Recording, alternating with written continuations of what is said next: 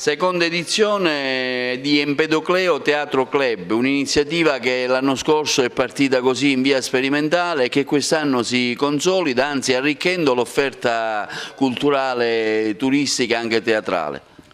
Sì, in effetti sulla scorta del lusinghiero successo che abbiamo avuto per questa idea nata casualmente l'anno scorso di collaborazione fra il Pirandello Cyber Festival del professore Mario Gazziano e il Circolo Culturale Empedocleo, abbiamo pensato quest'anno di riproporre, d'accordo con il nostro Consiglio, di riproporre questa nuova stagione che si arricchisce anche di uno spettacolo in più, che gli spettacoli l'anno scorso sono stati 7, quest'anno saranno 8 con cadenza mensile. E inizieremo proprio martedì 24 ottobre con un omaggio a Pirandello. E adesso poi il professore Gazziano vi illustrerà singolarmente i singoli spettacoli.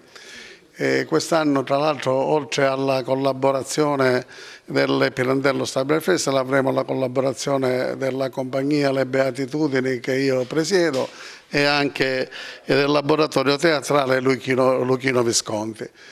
Questa stagione che si aggiunge e non vuole essere assolutamente in contrasto anche con altre iniziative culturali, teatrali del territorio, che abbiamo cercato in ogni modo di differenziare proprio le date, si aggiunge come valore proprio aggiunto a tutte le manifestazioni culturali che si svolgeranno e che si svolgono nel territorio. Un programma intenso da parte del professore Mario Gazziano, direi instancabile. Beh, siamo molto impegnati, siamo ad Atene in questi giorni, come voi sapete. Comunque il programma, l'ha anticipato già il Presidente, è molto articolato, va da Pirandello con l'omaggio al dialetto della Giarra, a Bertolt Brecht con una collage dalle opere di Brecht, ai canti di Brecht e Curtivalli, poi il mondo classico con Ettore e Achille, quindi da Euripide a Aristofane, a Plauto, i sentimenti del Natale per dicembre. E una bella serata sarà quella dedicata a Petrolin, tanto per cantare, una serata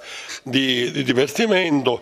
Poi il laboratorio teatrale di Luchino Visconti, Salvatore Bellavia presenterà un omaggio a Pirandello Occhio di Capri. Chiuderemo con Edoardo, con il famoso cilindro di Edoardo, con la compagnia Le Beatitudini. Un collage molto interessante, speriamo che si sommi anche alla rassegna di Giovanni Moscato del Teatro Pirandelliano, in modo che la città viva un momento di intensità teatrale come merita e come nel rispetto della grande tradizione culturale agrigentina.